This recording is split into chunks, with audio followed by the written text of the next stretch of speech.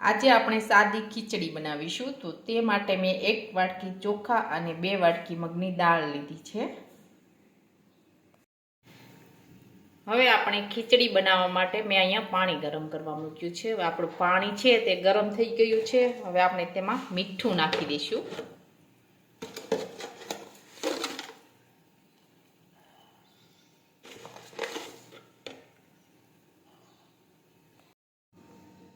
હવે આપણે તેને ખીચડીને ધોઈ લીધી છે। હવે આપણે તેને ઓરી દઈશું।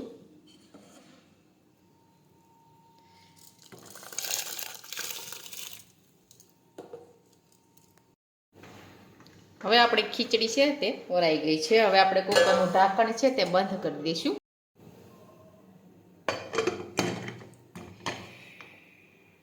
હવે આપણે બફાવા દઈશું। હવે આપણી ખીચડી છે તે સડી ગઈ છે। હવે આપણે ગેસ છે તે બંધ કરી દઈશું। આપણી ખીચડી છે તે એકદમ સરસ સડી ગઈ છે। હવે આપણી સાદી ખીચડી છે તે એકદમ સરસ બનીને તૈયાર થઈ ગઈ છે। અને અમારો આ વિડીયો ગમે તો મારી જેકે કુકિંગ્સ એન્ડ હેન્ડવર્ક ચેનલને લાઈક કરો, શેર કરો અને સબસ્ક્રાઈબ કરો।